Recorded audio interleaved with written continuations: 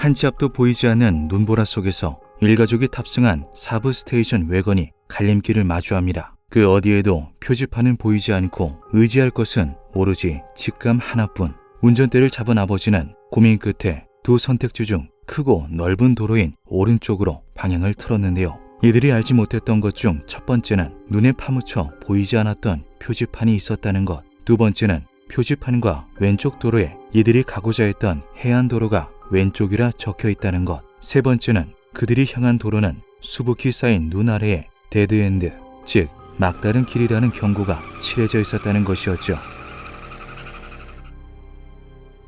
1971년에 태어나 미국 켄터키주에서 학창시절을 보낸 제임스 킴의 인생에는 꽃길만이 가득했습니다.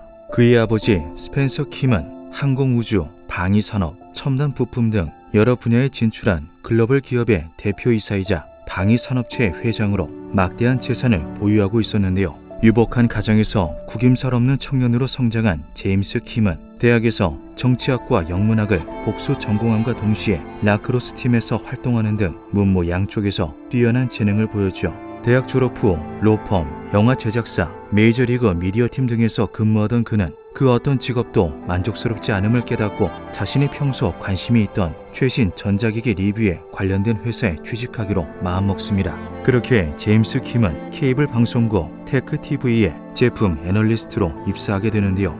This gadget is jam-packed with preloaded samples and loops. Or you can even make your own on the fly. That's pretty wicked. That's cool. Yeah. You can also record off the FM radio or transfer sound files over USB with a PC.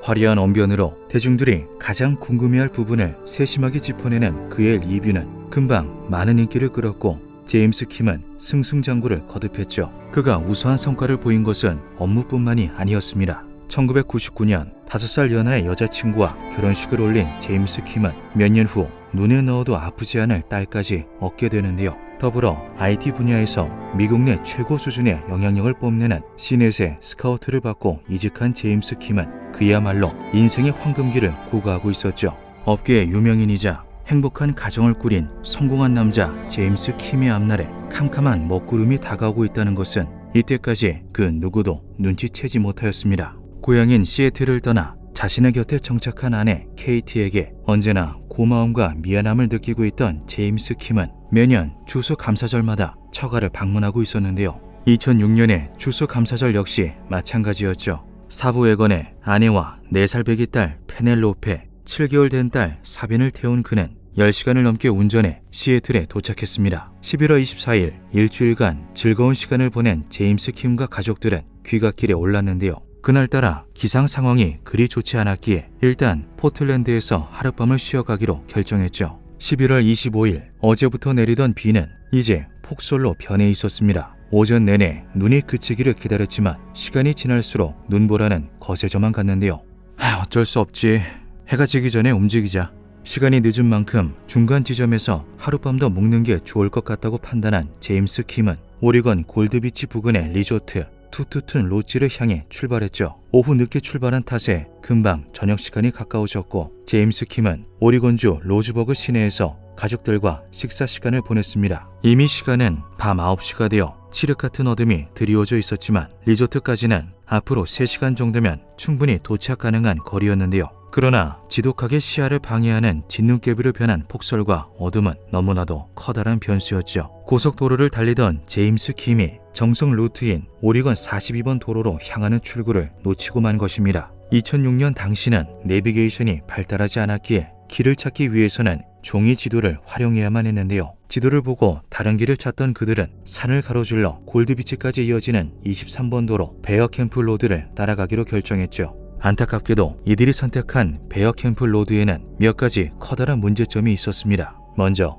지도상으로 마치 지름길처럼 보이는 이 도로는 사실 해발 900m에서 4000m를 넘나드는 험준한 산악도로로 원래 루트보다 2배 이상의 시간이 소요되는데요. 두 번째 문제는 산악도로 특성상 인프라가 몹시 부족한 것은 물론 제설과 같은 관리 역시 잘 되지 않는다는 것이었죠. 시내를 벗어나 본격적인 산속으로 진입한 제임스 킴은 당혹스러웠습니다. 가파른 오르막길이 수도 없이 산지에 있었고 달려도 그 흔한 주유소 하나 보이지 않았는데요. 드리운 어둠과 빽빽한 진엽수들이 시야를 극도로 방해하는 환경 속 눈에 완전히 뒤덮인 도로 위에 놓인 제임스 킴과 가족들은 점차 방향 감각을 상실해갔죠. 이들 가족에게 비극을 불러온 가장 큰 원인인 세 번째 문제는 바로 갈림길이었습니다. 제임스 킴은 이상하리만치 자주 등장하는 갈림길에 의문을 품으며 해안 쪽이라 적힌 표지판의 방향을 따라 운전을 이어갔는데요. 사실 이 갈림길이 생겨난 원인은 트럭이나 중장비 등을 움직여 대량의 목재를 손쉽게 운반하려는 목적으로 건설된 벌목도로 때문이었죠. 이 벌목도로들은 당연하게도 막다른 길이며 나무가 많은 가파른 산속에 위치해 일반 차량이 통행하기에는 부적합한 비포장 도로인 경우가 많습니다.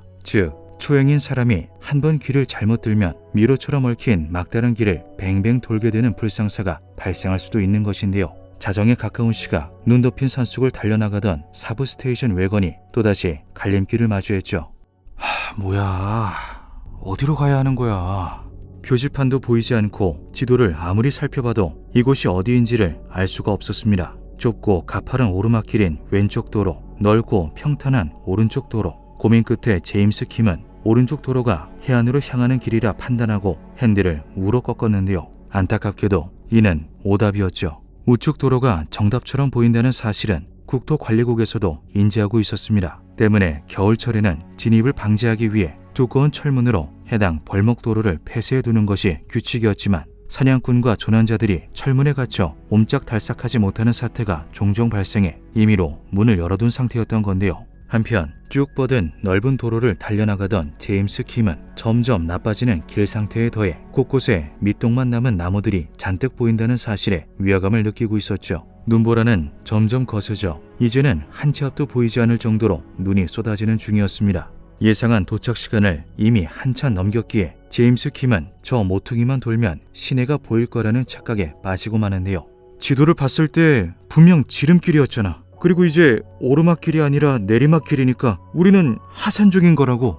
수많은 착각이 쌓인 이 상황에서 자신이 점점 더 멀리 아무것도 없는 막다른 길로 차를 몰고 있다고 생각할 사람은 아무도 없었죠. 이윽고 11월 26일 오전 1시경 완전히 끊겨버린 도로 끝에서 한참을 헤매던 자동차가 두껍게 쌓인 눈에 완전히 고립되고 맙니다. 휴대전화 신호도 전혀 잡히지 않은 외딴 산속에서 혹독한 추위와 마주하게 된 제임스 킴은 제일 먼저 가족들을 안심시키기 위해 최선을 다했는데요. 곧 실종 신고를 받은 구조대가 찾아올 테니 그때까지만 버티면 된다는 것이었죠. 한참을 달려온 탓에 기름은 금방 바닥을 보였고 히터가 꺼진 차량은 곧 얼음장처럼 식어버렸습니다. 제임스 킴과 그의 아내는 아이들을 살리기 위해 필사적으로 태울 물건을 찾았는데요. 가지고 있던 잡지 등의 각종 인쇄물을 시작으로 차량 내부 소재와 타이어 등 가능한 모든 물건이 모닥불을 위해 소모되었죠. 엎친 데 덮친 격으로 베어 캠프 로드가 그 이름값을 시작했습니다. 사람의 냄새를 맡은 곰들이 하나둘 모습을 보였고 그때마다 차량의 클락션으로 겁을 줘 내쫓는 일이 반복되었는데요. 하지만 금방 오리라 생각하였던 구조대는 감감무소식이었죠. 그렇게 제임스 킴과 그의 가족들은 외딴 산속도로 한가운데서 무려 일주일이라는 시간을 버텨냅니다. 차 안에 실어둔 간식은 모조리 바닥났으며 아내가 모유 수유로 7개월 된 아기와 4살 배기 딸의 배를 달래는 임시 방편도 이제 한계였는데요. 눈 또한 여전히 그칠 기미가 보이지 않았죠. 최악의 상황을 마주한 아버지는 선택을 해야만 했습니다. 내가 가까운 마을로 가서 구조대를 불러올게. 12월 2일 그렇게 제임스 킴은 눈보라치는 산속으로 사라졌죠. 그로부터 2일 전이자 조난 4일째였던 11월 30일 제임스 킴이 출근은커녕 연락조차 되지 않는다는 것을 이상하게 생각한 직장 동료들이 경찰에 실종 신고를 합니다. 이를 통해 아들과 그 일가족이 실종되었다는 소식을 전해들은 스펜서 킴은 그 즉시 사비로 대규모의 수색 및 구조팀을 고용하였는데요. 제임스 킴의 신용카드가 마지막으로 사용된 곳이 로즈버그 시내 식당이라는 점을 토대로 경찰과 스펜서 킴이 고용한 여러 대의 사설 헬리콥터가 인근 도로들을 샅샅이 살펴보았지만 성과는 전무했죠. 차량의 행선지를 알지 못하는 상황에서 이루어지는 이와 같은 수색은 넓디 넓은 사막에서 유리구슬을 찾는 것이나 다름이 없었습니다. 12월 4일 제임스 킴의 아내는 극심한 불안과 스트레스에 휩싸여 있었는데요. 이틀 전 함께 지도를 살펴본 후 가까운 마을이 4마일 떨어져 있는 것 같다. 만약 마을을 찾지 못하면 당일에 바로 돌아오겠다라고 말했던 남편이 아직까지도 돌아오지 않았던 것이었죠. 떨리는 손으로 두 딸의 손을 잡은 그녀는 남편이 향했을 것으로 추정되는 길을 따라 하염없이 걷기 시작했습니다. 그때 커다란 프로펠러 소리가 들리며 헬리콥터가 나타났는데요. 제임스 킴이 구조대를 불러오는데 성공했다고 생각한 그녀는 몹시 기뻐하며 착륙한 헬리콥터로 달려갔죠. 그런데 조종사가 꺼낸 첫마디는 전혀 뜻밖의 것이었습니다. 남편분은 어디 계시죠? 구조대가 그녀와 두 딸을 찾아낼 수 있었던 이유는 지역 통신사 엔지니어들이 낸 아이디어 덕분이었는데요. 고도차가 큰 산악 지형에서는 겨울철 밤에 한기가 축적되며 기온 역전 현상이 자주 일어나기 때문에 전파가 비정상적으로 긴 거리까지 닿게 되는 대륙간 덕팅이 발생할 수 있다는 것에 착안, 실종자의 휴대전화 신호를 수신했을 가능성이 있는 중계기 기록을 검색해보자는 것이었죠.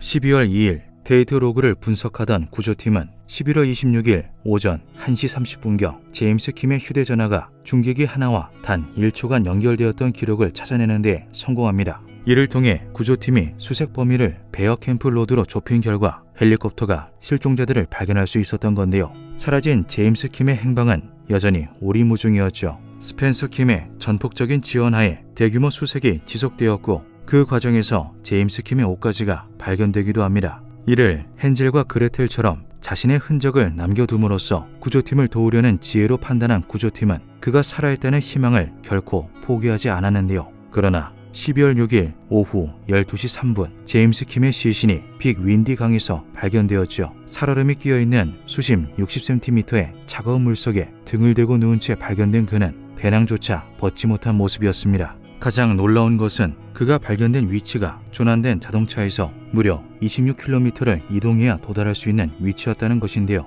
당시 혹독한 날씨와 척박한 산악 지형을 고려하면 잘 훈련된 산악인이 아닌 이상 엄두도 낼 수 없는 거리였죠. 수색이 종료된 이후 수사당국과 전문 산악구조팀은 발자국 등의 각종 정황 증거들을 근거로 제임스 킴이 겪은 사건의 전말을 재구성합니다. 지도를 들고 눈 덮인 산을 헤쳐나가던 그는 몇 시간도 채 안 되어 마을까지의 거리를 완전히 착각했다는 사실을 눈치챘을 것인데요. 재탐색한 목표는 조난자를 위해 만들어진 거점 블랙바 로치, 제임스 킴의 위치로부터 약 27km 이상 떨어진 곳이었죠. 철저하게 훈련된 특수부대에게도 버거운 겨울철의 설산 속에서 이 정도의 거리를 이동한다는 것은 그에게 가능할 턱이 없었습니다. 그러나 가장의 책임감은 육체를 채찍질했고 그는 인간의 한계를 뛰어넘어 계속해 다리를 움직였는데요. 중간쯤에서 불가능하다는 것을 본인도 눈치챘을 겁니다. 하지만 그는 결코 포기하지 않았어요. 설령 자신이 죽는 한이 있더라도 가족을 구할 셈이었겠죠. 혹시라도 또 길을 잃어버릴지 모른다는 생각에 강을 따라 걷기를 선택한 제임스 킴은 얕은 개울에 다리를 담그며 이동하는 것까지 서슴지 않았죠. 저체온증으로 뒤틀린 감각이 만든 극심한 더위가 그의 옷을 땅에 벗어던지게 만들어도 흐려진 판단력이 때로는 왔던 길을 되돌아가게 만들지라도 몽롱한 시야 속에서 아버지는 계속해서 가족을 살리기 위해 앞으로 나아갔습니다. 초인적인 힘을 발휘한 제임스 킴은 그렇게 이틀에 걸쳐 무려 26km를 주파하는데요. 그리고 자신도 모르는 사이 한계를 맞이한 그의 몸은 결국 실이 끊어진 인형처럼 무너져 내렸죠. 목적지였던 블랙바 로치로부터 불과 1.6km 떨어진 지점에서 그렇게 제임스 킴은 숨을 거두고 말았습니다. 언론을 통해 알려진 제임스 킴의 안타까운 사연은 순식간에 미국 전역으로 퍼져나갔는데요. 가만히 기다렸다면 가족과 함께 구출되지 않았겠느냐라는 극소수의 의견은 곧바로 묵살되었죠. 어린 두 딸과 아내가 배고픔과 추위에 떨며 죽음에 직면한 그 상황에서 제임스는 분명 그 누구보다 고귀한 선택을 하였다는 것이 대중들의 공통된 의견이었습니다. 2007년 2월 17일 샌프란시스코의 골든게이트 공원에서 열린 제임스 킴의 추모식에는 수백 명의 친지와 지역 주민들이 참석해 고인을 애도하였는데요. 그의 이름을 따 설립된 제임스 킴 재단은 고인이 생전 사랑했던 첨단 IT 기술을 다양한 학생들이 접할 수 있도록 지금 이 순간에도 지원을 아끼지 않고 있죠. 그날 혹독한 추위 속에서 아버지의 부성에는 그 무엇보다 뜨겁게 타올랐습니다. 기묘한 밤이었습니다.